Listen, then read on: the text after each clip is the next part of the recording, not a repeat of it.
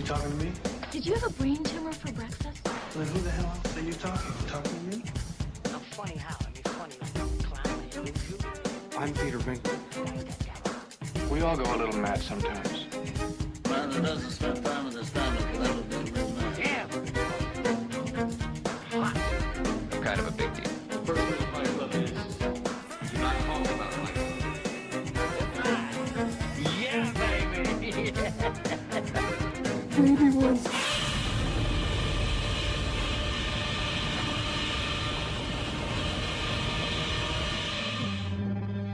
You want answers? I think I'm entitled. You want answers? I want the truth! You can't handle the truth! Yes, bartender, Foster's, please. We don't do Fosters. Oh, you don't have Foster's on the pump? Only cans. I can. Will do. Cans? It has to be Foster's, yes. Only cans. Great! Thanks. Two Yeah. cans of Foster's it is. Great, here we go. So, Andy. Oh. Enjoy your drinks, gentlemen. Nectar. Ugh. Do you know what they say in Australia about Foster's? What? We keep the best and export the rest. Foster's. Get it out of our fucking country.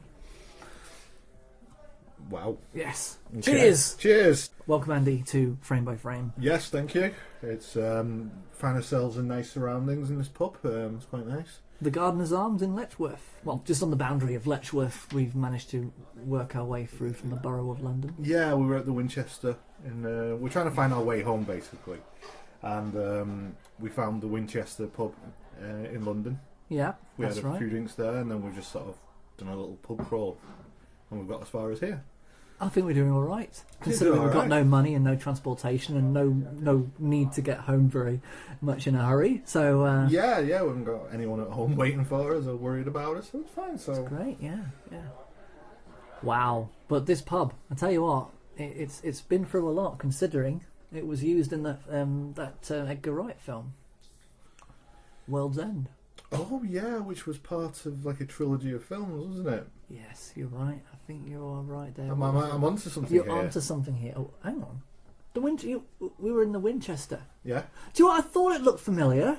What? Yes, that would be why there was all those like cadavers everywhere and little, Yeah, the broken window which we went into. Yeah, that's because how we they got didn't it. have a door and all those dead bodies outside and burning cars and. So what we're trying to get to is that we're going to talk about the Cornetto Trilogy. Oh, I'm not very subtle, am I? Not really. Subtle as a brick being smashed against the head of a film fanatic like me. Andy, so we've obviously given away the fact that we're actually hungry to talk about these three films. Yes, hungry, like a zombie is hungry for Flesh. animated flesh. Or hungry as a space mutant would be for blue Yeah. liquid, or as hungry as a man that goes yarp. the whole transition of buying a pint, drinking it, and then starting the scene. Yeah. That's pretty much kind of every scene, really, nearly. Yeah. The cuts are always like bang, bang, bang, bang as well. Really Yeah. quick cuts. Which was kind of inspired by the direction of Darren Aronofsky, and he did the art, and also the director of Pi, who pretty much that film was all about those cuts. Yeah. So it's quite an interesting technique, and it's very consistent throughout these three films. Yeah, and Edgar Wright's filmmaking Signature. Yeah, it's his thing. He does it in Scott Pilgrim. Yeah, It's exactly. very similar. Which was made before World's End and after Hot Fuzz. That one, wasn't it? I think, was it? Yes, it Yeah. was. Yeah. Yeah. Yeah, it wasn't like...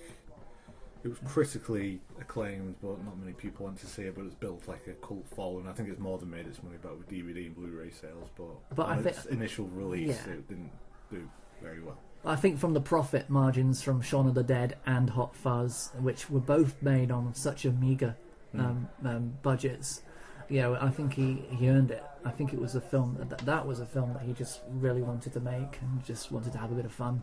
Yeah. And he certainly played that up. But let's go back in time to 2004. Yes. Shaun of the Dead. How did you come about Shaun of the Dead? I went watching it at the cinemas. I was a big fan of the TV series Spaced, which is of course where Edgar Wright, Simon Pegg, Nick Frost all work together. Mm-hmm. Yes. And the series is brilliant. I still wished he made a third. But sort of born out of that, I would have one of those episodes where he's playing Resident Evil. Art. Yeah, the film was. Yeah, the episode was art. Yeah, and he's playing. He's playing Resident Evil. Then all of a sudden he just looks aside and there's the zombies and.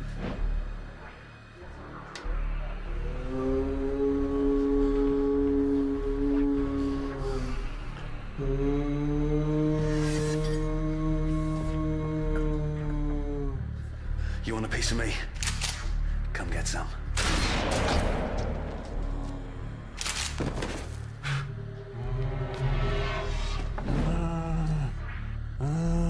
Heads up.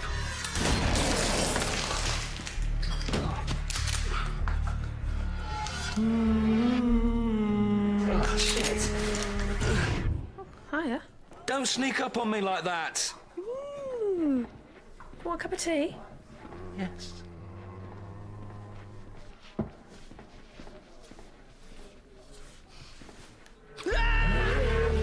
He's just so into the game that he sees zombies. And we've all done that. We've all played games, which that's why I think Grand Theft Auto is a really freaking dangerous thing.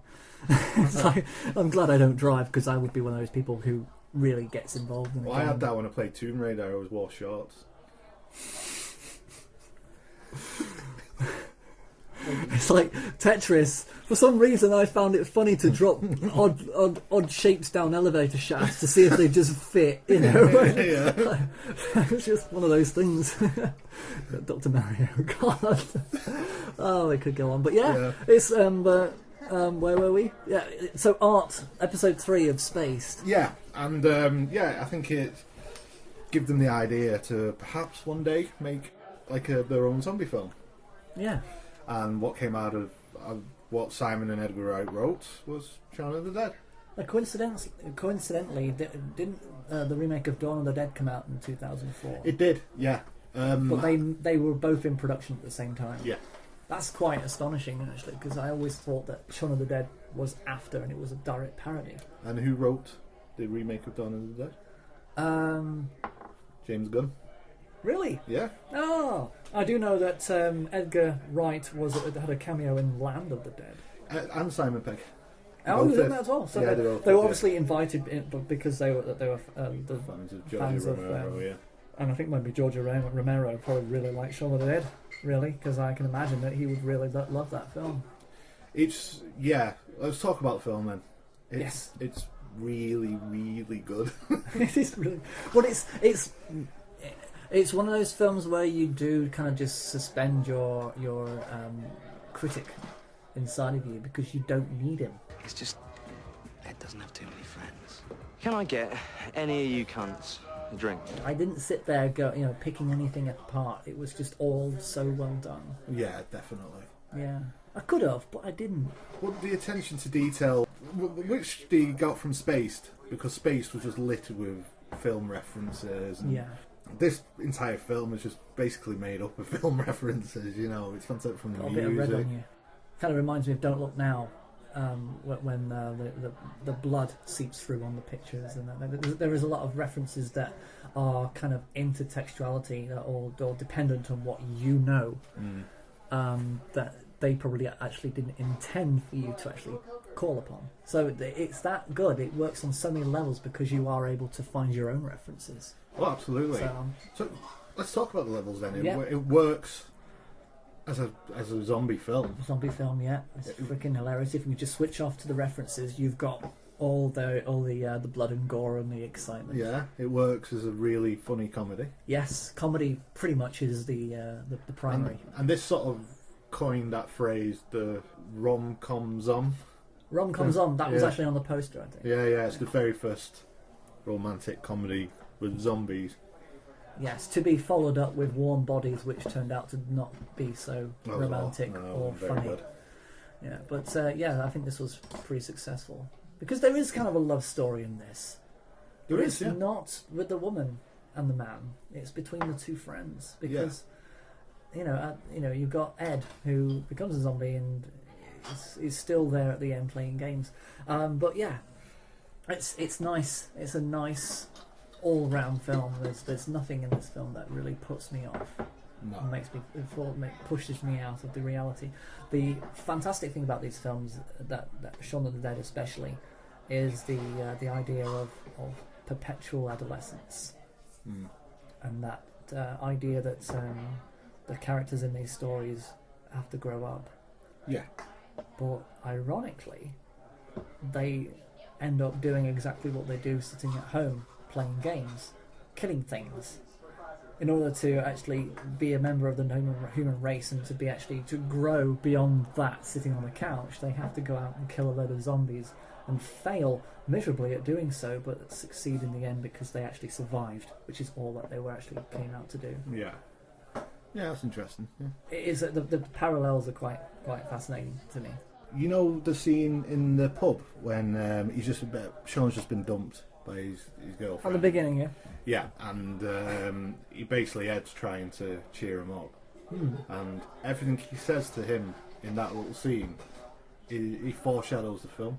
We didn't have so Ed tries to cheer Shaun up, so he says, "We'll have a Bloody Mary for Sting now." Mary is the girl, you know, when they find the zombies in the garden, yes, and they kill that woman. That's Mary. She's called Mary. Bloody Mary. He actually wrote a comic about what happened to Bloody Mary. And stuff. Yeah, which is out somewhere.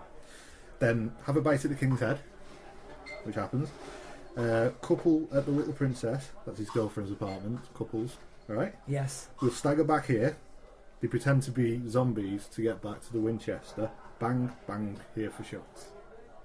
Where they end up shooting all the zombies. Shots. So that one little scene foreshadows everything that happens in the film. Jesus Christ! I'm telling you, the script is brilliant. That is really, yeah. That's food for thought for when you're writing a script, to just go back and just do that. I mean, that's gorgeous. Yeah. I love that. Yeah, really good. Yeah. Totally didn't see it though. So, well done for finding that. Oh yeah, you're welcome. So I'm here to make lists. To make lists. That wasn't even worth 1 to 22. That wasn't even worth bringing music out to overlay on it. So. And thank goodness you stole that notepad. I wanted just to make a sort of list of all the Easter eggs that are in Shaun of the Dead. Go for it. You must have got some of them.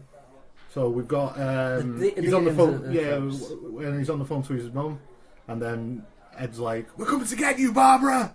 Is out of Night of the Living Dead. We're coming to get you, Barbara. No, didn't get that one. Didn't get that one. Let's just score this up now, okay? Every time we win, I'm going to get a bell. Yes. Many of the zombie extras are fans of the TV series Space, which also starred Simon Pegg and Nick Frost, and were also directed by Edgar Wright, which we know. They were recruited through the Spaced Out fan website to be in the film. Did you know that? Oh my god. So, how amazing is so that? To be the zombies, we're all just the fans of the film. It makes you think that Edgar Wright and Simon Pegg just are so nice. Too nice for this business. It's incredible. Love it. Yeah. I'm so happy Simon Pegg is writing the next Star Trek film, because he wrote these films and I think they're just brilliant. I honestly think Shaun of the Dead is one of the best comedy films ever. Yeah. I really do. Yeah, cool. And yeah, I'm on board with that, definitely. It's like American Werewolf in London for me. Right. Yeah. This is going to be Nerdgasm's I know, I can imagine, yeah. Shaun works at Forey Electronics. Ken Forey was one of the stars of Dawn of the Dead. Layers. At one point, a zombie can be glimpsed wearing a yellow cycling helmet and lycra shorts. He's played by comedian Michael Smiley, who made an appearance in Space as a bicycle courier named Tyres. Did you want a cup of tea, Taz? I couldn't eat a thing. My stomach's like a walnut. You even have tea? No solid. Something orange? Water? He's brilliant in Space. The game that Ed is playing through the movie is Time Splitters 2. The Time Splitters themselves are dimension-hopping zombies. Aha. The zombie that Shaun and Ed find in the garden is Mary, the checkout girl from the film's credit montage. A short story detailing her transformation into one of the undead was featured in programme 1384 of classic British sci-fi comic 2000 AD. The issue went on sale 7th of April 2004. The strip was called There's Something About Mary and was written by Simon Pegg and Edgar Wright. At the end of the film, as Shaun flicks through TV channels, a voice can be heard saying that claims that the epidemic was due to rage-infected monkeys have now been dismissed as and Liz turns off the TV before the voice re-enters. The voice is referenced in 28 Days Later. Got you. Yeah. Okay. Shaun complains that Ed isn't his boyfriend and says, "Thanks, babe," and in Space Series 1, he does the same thing. He's not my boyfriend. Might be a bit warm, the cooler's off. Thanks, babe. The distributor production logos at the start have an excerpt from The Gong by H. Chappell played over them. This track was used to great effect in Dawn of the Dead. The flicking through the yellow pages, Shaun finds the number for the restaurant that does all the fish. It's called Fulci's Restaurant, a reference to the Italian horror director Lucio Fulci. Yeah. When the Universal logo appears at the start of the film, the music playing is taken from the soundtrack to the original Dawn of the Dead. Also, the end credits feature a new recording of the infamous shopping mall music from the same film. Yes. Okay. Did you get one? No. Right. I was just trying to inject some enthusiasm from myself to say, yeah, I like that. I like that reference because it reminds me of something. The TV news reports Shaun and Ed watch feature an anchorman who utters the exact same phrases as the TV reporter in Night of the Living Dead. When Shaun comes into work, one of his co-workers mentions something about someone named Ash. Ash is from the Evil Dead trilogy. Yeah. The choreographed pool cue beating of the zombie in Winchester is a carefully referenced homage to the balletic assault on the homeless man in The Clockwork Orange. Did you know that? Really? Is that the one with the dildo or the? No. You know when they beat up the homeless man. Oh yeah. The way they turn. I actually watched it and it's the same. Really? Oh my god! Because I could tell it was definitely choreographed, and it was done to show that they basically can't beat this guy up with cue sticks. That's all I got. And I thought, that's funny. And it's I the got it on time a very with the music. easy level. Yeah, because it was Queen. Yeah, wasn't it Queen? I've got that song. Yeah. I always found this out when I was looking into all this.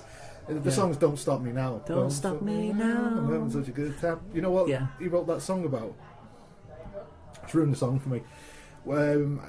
I think they got like a number 1 or something like that. So as a sort of well done you, the manager of the band rented 40 rent boys and a hotel room for Freddie Mercury to do what he wanted with them for the weekend. Jesus and that song was written about that.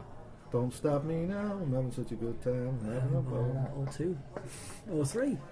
Or 4. Well, oh my god, how many balls? 80. It was 4. It's Go and buy their all. My god, but what an incredible... No wonder. I mean, no wonder he had the fate that he had. The AIDS. Oh shit, man! Literally. Next. What number are we on? The line "Get behind me" when fighting off the zombies in the pub is a direct lift from Han Solo's line in Star Wars. Okay. Chris Martin of UK pop band Coldplay, who appears as himself on the news report near the end of the film promoting Zombade, also plays a zombie. After Shaun and Liz escape the basement of the Winchester, he can be seen playing the zombies walking past the phone box from right to left. Oh man. Shaun berates Ed for calling the creatures zombies. Remember that? And he said, "Don't say that. Don't call them zombies. Say the Z word." That's because in Dawn of the Dead, the zombie word is never mentioned once. Yeah. When Shaun finds his zombie housemate in the shower, he utters the words "join us" in a half-whispered tone, and that's what the zombies say to Ash in The Evil Dead. Yeah, I've heard that several times. Yeah, I think it's mainly out of The Evil Dead. Yeah. They join us. They have that kind of maybe thing. they parody from that source all the time. Because the way he says it, he says, "So if you're feeling better soon, join us." And he says he sort of whispers it. Yeah.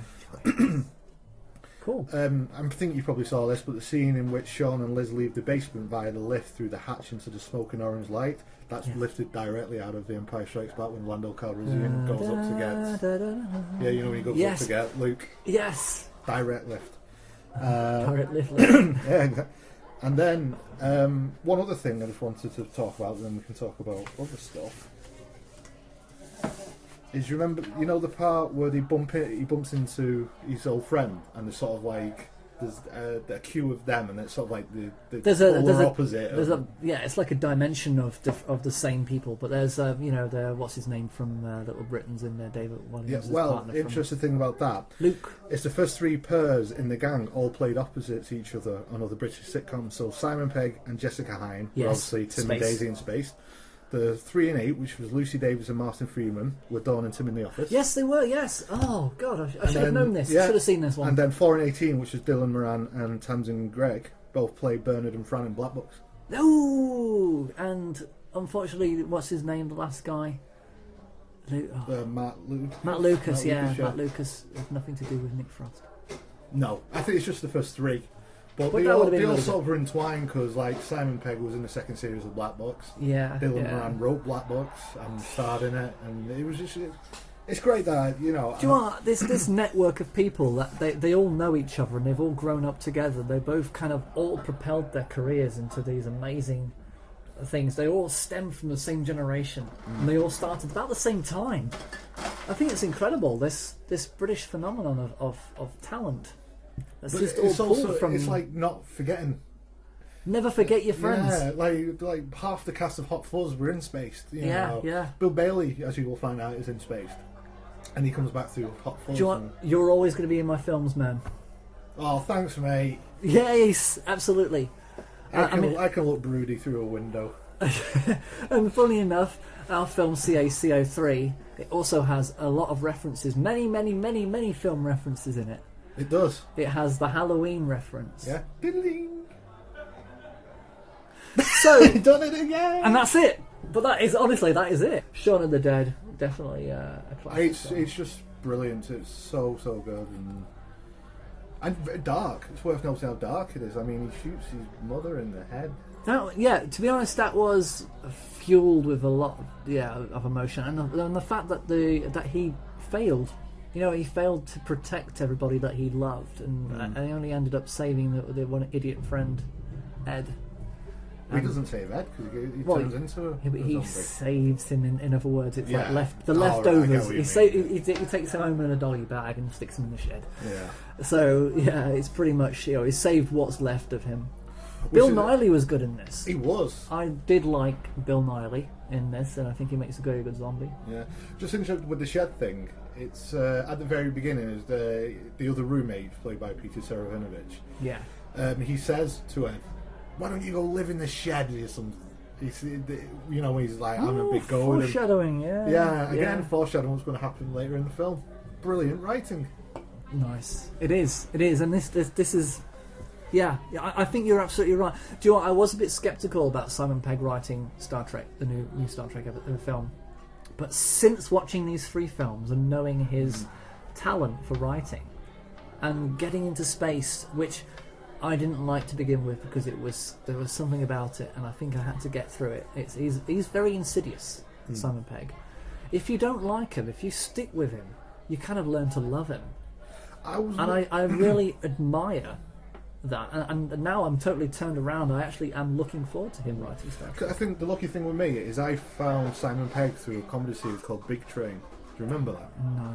Was that his first? No, he'd done some things before. I think they were in a thing called Asylum, which was like all like stand-ups. We're just doing stand-up in an asylum when it was filmed. So his origin is stand-up. Yeah, he started doing stand-up. But Big Train, it just started with this. Simon Pegg comes up on a bike. Excuse me. Sorry. Do you speak English? No, I don't. Sorry. Oh. My car's broken down, and I wondered if you could tell me where to find a garage. Well, you know, that's wasted on me. I don't understand what you're saying. You don't speak any English at all? Not a word. No. It's one of those things where I wish I paid more attention in school. But excuse me. Sorry. Do you speak any English? English? No. What's the problem? I don't know. I can't understand it. Hi. My car's broken down, and I need to find a garage. No, I'm sorry. I didn't understand that at all. All right. Well, thanks. Tell you what, if you go down that way, about half a mile, there's a village. There might be somebody there that speaks English. Ich speak ein bisschen Deutsch. Sprechen Sie Deutsch? Deutsch, nein. Sprichst du Deutsch? Deutsch? Nein. Nur ein oder 2 Wörter, aber ich bin nicht fließend. I'm sorry, could you more help? Yeah, sorry about that. Hey, you never know. Next time you're over, maybe we'll have learned a bit of English for you. Ja, oder Deutsch vielleicht. Ja, das wäre toll. Thanks, anyway. I can speak English. So can I. Let's go on to... yeah, just to say why I was always on board with Simon Pegg. Well, yeah. Because of seeing how funny he was in Big Train, he's hilarious.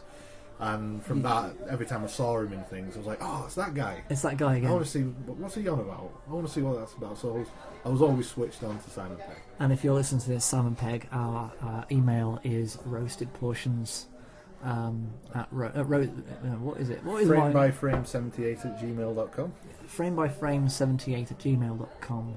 Please drop us a line. We've got some ideas. Yeah. We do. We do. Honestly, we've got some really, really messed up, fun ideas. So, what they did to the Yeah. zombie thing, Yes. now turn the attention to action cinema. Action cinema, because it's an homage in a way, but it's their own homage. They're not just doing a rip-off homage like the Scary Movie films or the Disaster, the Lampoon films. They're not spoofing them. No, Yeah. no. Edgar Wright and Simon Pegg are doing this homage to different genres. Yeah. And they've gone on to action, not just action film, but actually police action films. Yeah. British police action films. Well, not entirely that. Not really, because there are no British police action films. Police action British. No, we had a lot of TV series. I know. This is what I'm trying to get over. So it's just plain action film, the genre. Yeah. Because there's no detective thing about it. There's no buddy cop. Oh, socking it town mouse. Yeah, you want to be a big cop in a small town? Fuck off up the model village. And again, this is full of in-jokes. Of course it is. So Nicholas Angel is named after the music supervisor Nick Angel, who works on Shaun of the Dead, Hot Fuzz and World's End. Great. The fictional Norris Avenue in the town of Sanford is named after action movie star Chuck Norris. Chuck Norris. No. The town of Sanford is named after the Stocktown name used in British police training exercises. Yeah. Yeah. Now that is research. I like that. That's really good. No, not you. Them. Yeah, no, that's what I mean. Yeah, not me. It's just You don't say thank you. don't say thank you on behalf of Edgar and Simon Pegg. Do you remember when when he gets stabbed in the hand by Father Christmas? Yes. Do you know who Father Christmas is? Oh, do you know what? Let me think. It was. No, I don't know. It's Peter Jackson. No way. That's Peter Jackson. That's Peter Jackson. Yeah. And what the fuck? Nicholas Angel's CSI girlfriend, she's got the mask on. And she's doing some CSI and she basically and he goes to the wrong person and that's Kate Blanchett. Is it? Both of them are uncredited, but yeah, it's them. Did not recognise her. No. Did not recognise it, and I thought it was a hilarious joke when he went to the wrong person. And then obviously he's got the potted plant, which is a homage to Leon. Yeah. The potted plant. Yeah. Yeah. Nick Frost's Danny asked Nicholas Angels a lot of questions about what action movies he's done before, like as he jumped through the hair firing his gun and all the things he asked him. 2, wasn't it? Yeah, well, all the things that he asks him has he done, they end up doing in the film. Because he said, like, have you ever jumped through the air while shooting your gun? No. Have you ever pointed the gun in the air and screamed? Have you ever done this? Have you ever done that? Have you ever said a witty one-liner? And everything that he's asked him has he ever done, and he's never done, they end up doing in the film. James Bonds. Can I just mention James Bonds? Because we got in Hot Fuzz, we have... Timothy Dalton. He's really good. He is good. He's actually better in this than he was ever as James Bond. To be fair, I mean, he didn't really have the right scripts for those James Bonds. I don't think they had the enthusiasm for his role at that time. No, not really. It was bad luck for because him. they wanted Pierce Brosnan for it, and Pierce was doing that Remington Steel, and he was damn straight. And he couldn't do it, so they got hinted at thinking, oh, God. Yeah, so we'll just use him. I thought he was alright. I thought he was a good one. I kind of felt as though it was a bit flat. But Timothy Dalton in this he's an incredibly sly kind of a character in this. He is really devious. Sure, if we bashed your head in, all sorts of secrets would come. Yeah, there's a few things that I noticed as well. Just changing the subject, but product placement. We didn't talk about product placement in Shaun of the Dead. Right. There was a few things that were kind Foster's. Foster's they drink. Yeah. Cornetto, of course, which is the thread through between all the films. Well, the thing with the Cornetto thing is it was just in the script. Because Edgar Wright, every time he had a hangover, the thing that sorted him out was the Cornetto. Yeah. So sent him out to go and get a Cornetto. Yeah. So well, he didn't send him out. Sean's like saying, "I'm just going to nip to the shop. Do you want anything?" And Edge just there goes, "Cornetto," you know. Yeah. But So- the nip to the shop thing is also in Hot Fuzz because that's what that's what they say in the car. I said, "Do you want to go out to the shop?" Go out to the shop seems to be the buzzword of those two films. Yeah. But that, well, like I said, so when he got the Cornetto, and obviously they see the zombies, and they say, "What should we do? We'll just watch the TV." And they're just sat there eating the Cornetto. Yeah. That's a red Cornetto, which would signify the blood. The blood red of that. blood That's zombie. right. Yeah. But when it premiered, Cornetto. Who owns Cornetto? Was it Nestle? Walls. Walls. Yeah. Sorry, Walls. Yeah. They were really happy. Yeah. Walls gave loads of free Cornettos out at the premiere, and Edgar Wright thought, "This is great. We'll do it again." We'll do it again. So they put the Cornetto, which is a blue one, which would signify the police, you know. Yes. And then no one did it. There was no Cornettos at the premiere of that. But at Hot Fuzz, but then they were sort of into it. Then they called it the Cornetto Trilogy. So which they is have to put it in the third one. fair enough, you know. And but I think in Hot Fuzz they played a lot of the product placement card a lot in that film. But you mentioned the other day that because the I thing think about independent films is that films are expensive. Yeah. And indie films don't get a lot of money to make a film by the standards of what Hollywood would. So they need to do a little bit of product placement to just get a bit more money to make these films. Product placement is often seen as being quite a negative thing, but it's only if you're actually a multi-billion-dollar company that should be able to afford to make good quality films. Yeah. Such as Michael Bay. You've got the money, dude. Just lay off the frickin' product placement. Well, that's what I mean. You've got $100 million to make a film, and they still do product placement just to make a little bit more profit for the wealthy business interests that are financing these films. Yeah, but the big difference that we kind of touched upon in our little chat, our little text message chat, was that an independent film won't just do a product placement; they will find a way of using that product placement to put it into the film so it has a meaning. And for Edgar Wright, he does more than that. I mean, Summerfield, for example. I'm not just going to have Summerfield as kind of like an investment to fund the film. I'm going to shoot it. I'm going to do a whole scene in a Summerfield. Well, he used to work at Summerfield. Oh my god! Yeah, he's actually okay. Of course he did. Yeah, he worked there at weekends and holidays and stuff. And oh my god, that's this is a little factoid for you as well.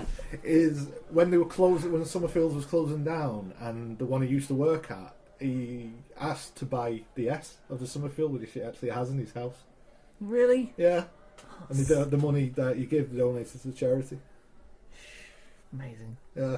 Amazing. I mean, Summerfield it's a supermarket that we had years ago. It managed to outlive QuickSave, but still wasn't able to get over the Tesco, Sainsbury's, conglomerate, Morrison's, you name it. But Summerfield is in this film quite a bit. In fact, they even did the miniature version in the miniature village. That was brilliant, that. And Timothy Dalton trips on a Sainsbury's delivery van. Yeah. And that steeple. That impalement. That impalement is like, it really hurts.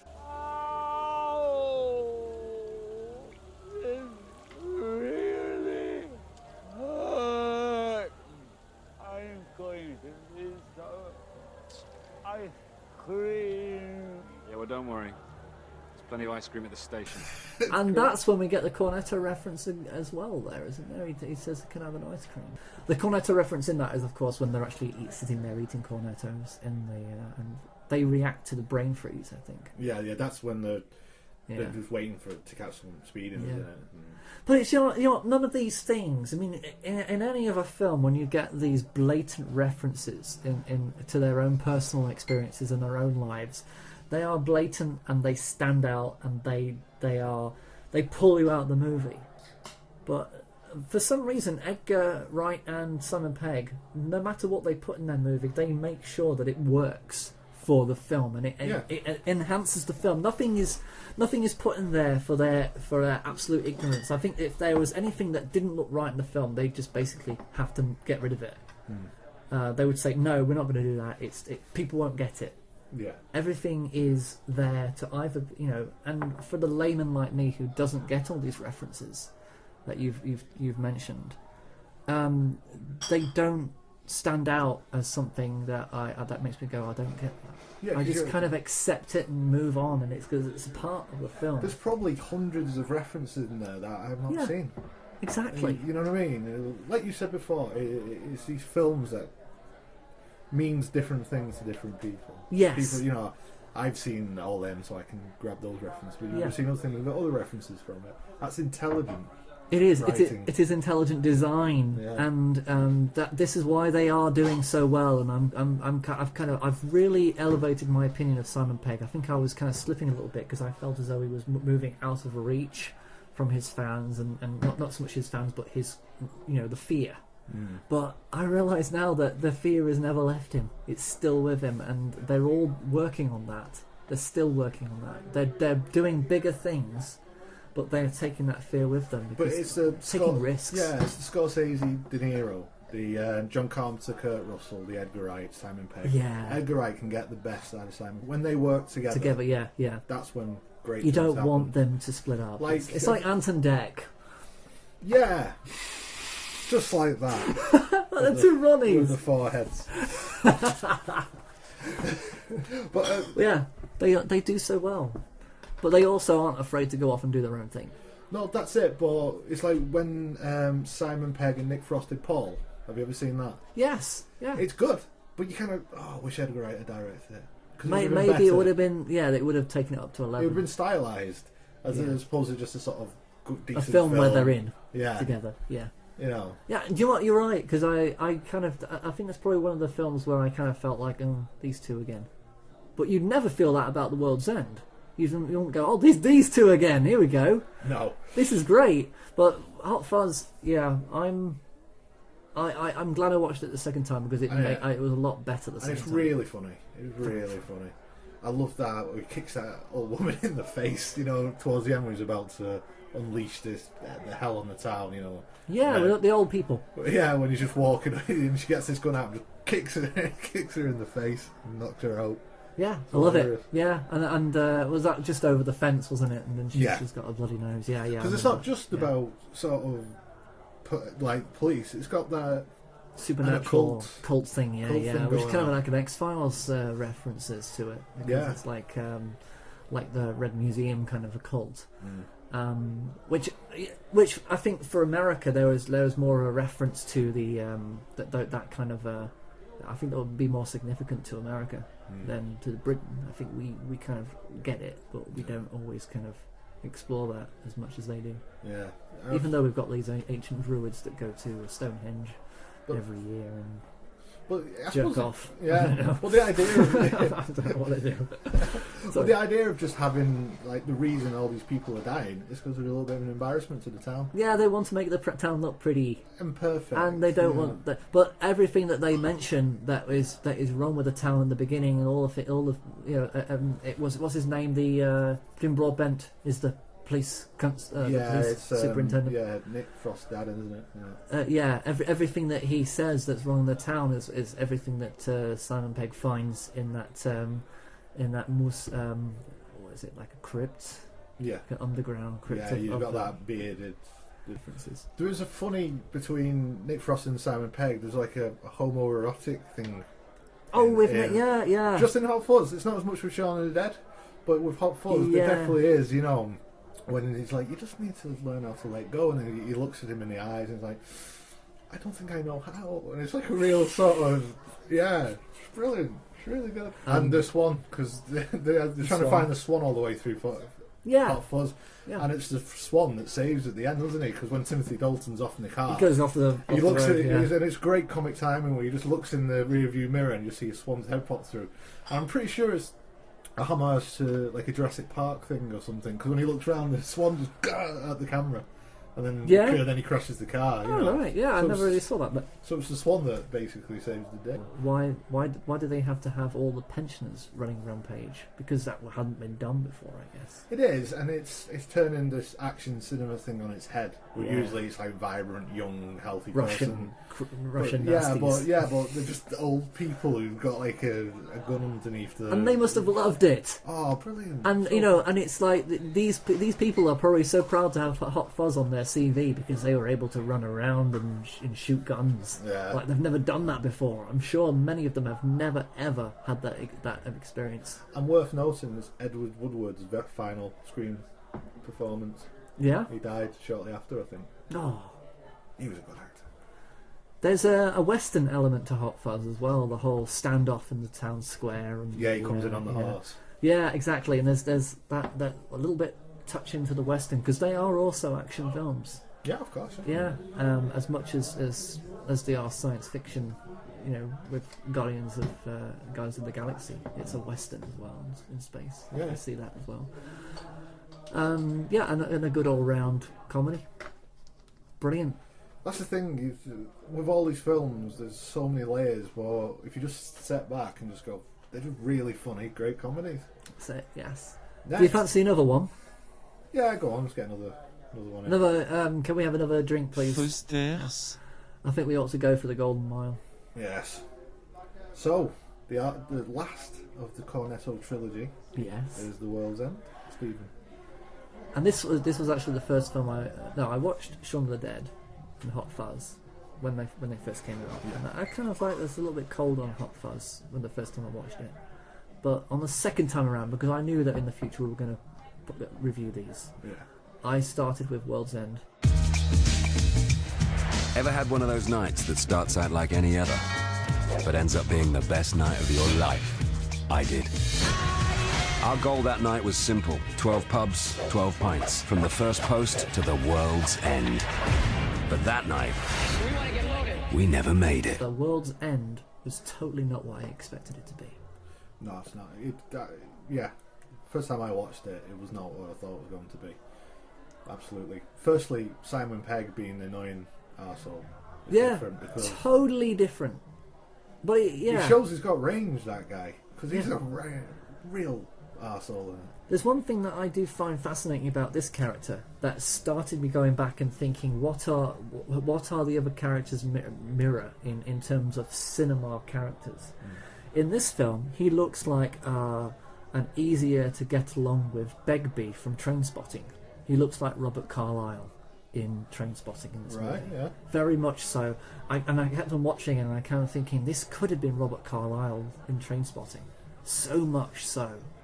Because what I get from him as The a drunk, character yeah. is it's like the Matthew McConaughey character out of Dazed and Confused. Dazed where and Confused. He's the guy who never left school. Like everyone, like Matthew McConaughey in that film. Everyone else, when they've left school, they go and do their own things, but he's still hanging around. No, man, no, I'll tell you. That's what I love about these high school girls, man. I get older, they stay the same age. Yes, they do. Yes, they do. That carries a tragic character. Yeah. He's obviously become Again, an alcoholic, but Hmm. he's he never left school. That was the happiest time where he was a cool kid. Everyone looked up to him, and he stayed that person. But he's never, he's not. Everyone else has matured and evolved into years, but he stayed that same person. Yeah, I had no idea he was in that film. Yeah. I never really actually touched upon. But yeah, and it's that perpetual adolescence again, such as touched upon in Shaun of the Dead, which is complete contrast to the character he was in Hot Fuzz as this guy who was driven and wanted to be overzealous about everything that he did, had to be perfect about everything he did, but had no personal life whatsoever. But funny enough, the same thing happens. The actual condition of that personality was had the same effect on his life around him. You're either going to be a child and push everybody away, or you're going to be completely driven and self-involved about your career and push everybody away. So it's really Simon Pegg's characters in this trilogy is all about pushing people away and not being able to to keep the people who are most important close to him. And I think he's a real anti-hero, isn't he? Yes, I mean this is Especially kind in of World's End. this is the anti-hero. This is Ed's character in Shaun of the Dead in a way, where he's this obscene guy who just know that people don't really like him, but they kind of just follow him around because they can't help themselves. And again, there's motivation for this group of middle class or business people, lawyers who are all the characters, all his friends, who decide that they're going to go back on this pub crawl. Well, he convinces them, doesn't he? He does. By saying that his mum's died. In his own way, he figures it out how to get them all together, and he just does it with his one big lie. It's great. It's great. It's a horrible thing to lie about. Edgar Wright actually tried to do a pub crawl in the town we grew up at. Yeah. And that's where the idea came from. Because him and his friends actually tried to do it, and he just made it to like 6 pubs, and that was it. He was out of it. Yeah, I don't think I've ever been on a pub crawl that hasn't been completed. I think it's a brave thing to do, this kind of thing, to actually go through. I mean, was it 12 pubs? Yeah, and the name of the pub's Shadow. Oh, is it? Really? Yeah. Does this happen to involve a list, Mr. Lewin? The first pub they go to is called the First Post. The second pub they go to is the Old Familiar, which looks identical to the First Post, which is hilarious. When they go into the first pub and they have a drink, and then they're on to the next one, the Old Familiar. This is where it starts, and they go in and it looks identical, just franchise pub. Yes, and it's a really funny gag. Yeah. They meet the town's famous crazy old man Basil in the famous cock. They fight the robot teenagers in the Cross Hands. They see the local drug dealer Reverend Green in the Trusted Servant. They fight the robot twins in the Two-Headed Dog. The gang is tempted by robot women at the Mermaid. Gary King slams his head against the wall at the King's Head. A car is driven through the hole in the wall, which makes an actual hole in the wall, and the world ends at the world end. The fight choreography in this film. Well, in all 3 films, there's a lot of it. There's a lot of hard graft in this that kind of. I think especially the World's End. Yeah. Some of it, I can't be sure, but it seems like it's like shot for shot redone of a Jackie Chan film. Yeah. Yeah, I'm sure, or at least they just wanted to up themselves. Yeah. Yeah, they wanted to up themselves on this one. They knew this was the last of the trilogy. They had to go out on the bangs. But it's amazing because you don't really think of Nick Frost and Simon Pegg as being quite fit, agile people, but they bloody well give it a good wallop in this one. And I'm pretty sure everybody it returns for this film. I'm sure of it because Martin Freeman. Yeah, he was in The World's End. He played the Bizarro Liz from Shaun of the Dead, and in Hot Fuzz. and he's the police sergeant in Hot Fuzz. Yeah. Mark Heap, who's from Spaced, he is a barkeeper. He's the barkeeper. Julia Deakin is the innkeeper, and Michael Smiley is Reverend Green. Yeah. Paddy Considine, he's Raphael Spall in Oliver's Costume, who played Andy, one of the Andys in Hot Fuzz, and he was David Bradley, Basil, who's also in the Hot Fuzz. Bill Nighy, who played Stepdad Philip and Shaun, and the Chief Inspector in Fuzz lends the voice to the network. Reece Shearsmith, one of the Shifty twins who are loyal to the network, was Bizarro David in Shaun. And Nicola Cunningham, who's Bloody Mary in Shaun of the Dead. She's in his AA meeting. Oh, at the very yeah. beginning, she's sat next to him. Yeah. Do you know, I actually did think the guy on the right who speaks to, were you disappointed about not getting all the pubs? He looked like he was sitting like a zombie. I don't know why I kind of made that made that thought that he was just sitting there like a bent zombie, just like a starched T-shirt on the chair. He just kind of looked zombie-like. I don't know why. I just could be. There's a little hint. I don't know. Just kind of wanted to think that there was another reference in there that I could get. Because I think I have not got. Well, pretty much. I've got a couple of references, but not all these. Yeah, careful. Floor's a bit pissy. Wasn't me. That was me. Did that back in 1990. Punch the shit out of the wall. I don't know why. Seemed important at the time. You guys look like you're having a good night, though. I'm doing the Golden Mile tonight. You wanna tag along? You could be like the Six Musketeers. I said we're doing the Golden Mile. You think you're so cool, don't you? Huh? Well, we were cooler. We own this town. Paved the way for you lot. We blazed a trail. Hey, look at me when I'm talking to you. Please don't. Oh, don't what? You don't want to do that. Oh, don't I? Self-intervention type thing. Yeah. I think it's a really clever psychological spin on a character. This is, you know, it's not only is he actually aware that this is what he's doing, he's desperately trying to deny that this is the only thing he has. Yeah. And I think that's incredible strength in character. There's so much depth in that characterization. Like he's still driving the same car that his friend sold him years ago. He goes, God, that sounds like that cassette I did you back at school. Yeah. No, it's the same cassette. Same cassette. He's never left that era. There's an accident, isn't there? So something happened, there was an accident which Gary ran away from.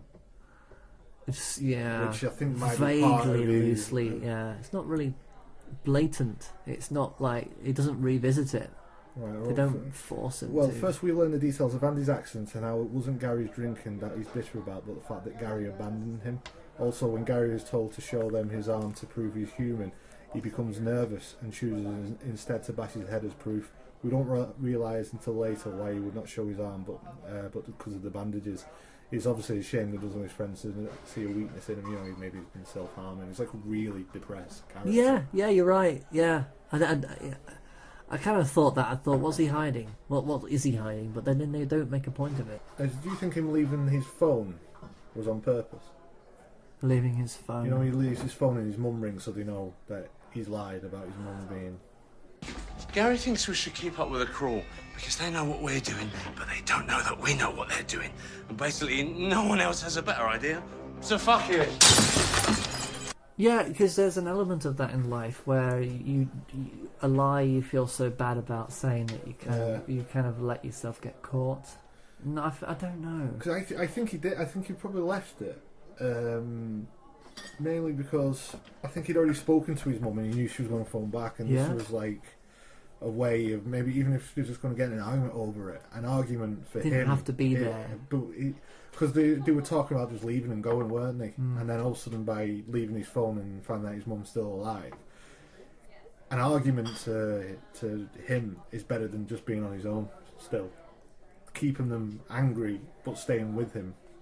Yeah, but he couldn't be there in front of them to say, I lied, my mum's still alive. But he had to lose. Yeah, maybe I didn't touch upon that so deeply because I thought I honestly think but everything happens for a reason. Yeah. And I think they really went to town on this character as being really tormented. Really, it's only at the end of the film where he has a purpose. Yeah. He turns into this Western warrior, this Mad Max kind of character. Yeah, outlaw. Incredible. But fighting against people who don't accept these robot versions of who they once were. He's fighting for them. Equality and fighting for his space friends that he put into, as zombies. He brings them in, just like he did with his fans for Space. Yeah. Brings them all in.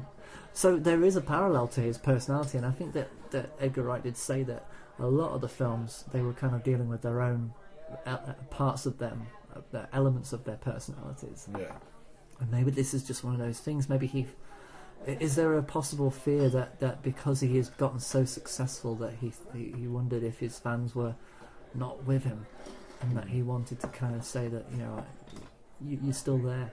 I'm still taking you. I'm going to protect you from these bad guys who tell you that you're all, just following some money-grabbing guy, because he's not that. He's just not that at all. So it's not like with the other two films, they reference so many films, where this one doesn't seem to be as much like that.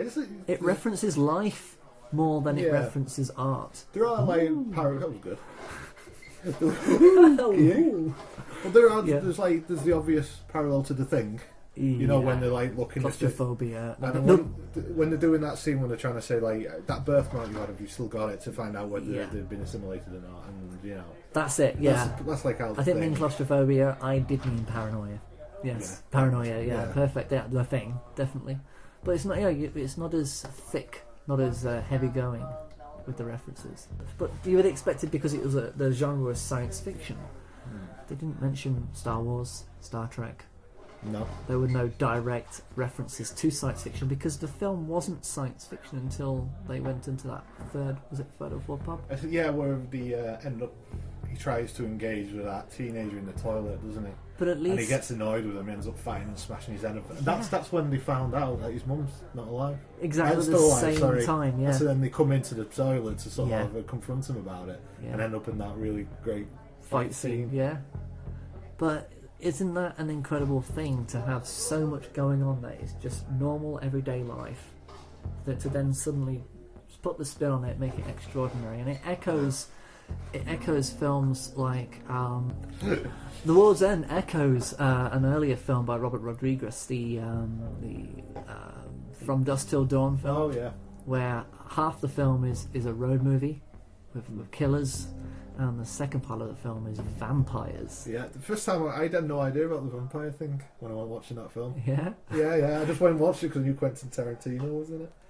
And I didn't really know that much about it. My mate Matt wanted to watch it, so I just went in with him blind. And then he knew about it, but he didn't tell me. And then you were like, what's going on? I was like, what? It was great.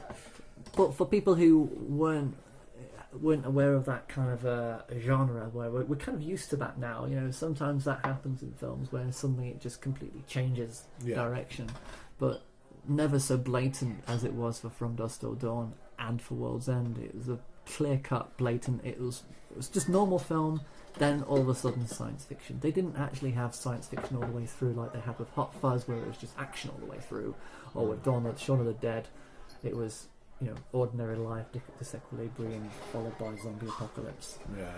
So, you know, it was a little bit, the actual structure, it was slightly different.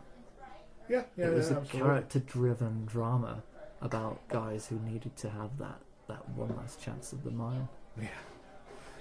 And they still, when they find out that, you know, the network, which actually isn't, it doesn't want to harm anybody, it just wants to assimilate mankind and make it more peaceful and perfect, like the network thinks it is.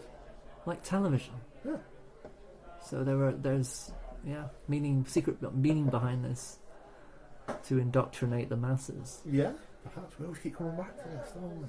We do. We can't help it. We know we've just gotten out of a sticky situation. And enjoying a nice drink in a nice bar. Yeah, and you never know who might be listening. You got to be careful. But I think there is part of that. There's part of that. The extraterrestrial elements are used to tell a human story. The network and the blanks. Yeah, they call them blanks, don't they? Yeah. Right? The network and the blanks create a perfect metaphor for the complacency and that detaches us from what is most important in life. Under the network, life seems much happier for people, but they essentially lose what it is to be human. Yeah, like Invasion of the Body Snatchers. Well, it definitely echoes that. Yeah, especially when they see them, they point at them and all that blue comes out of the face. Yeah.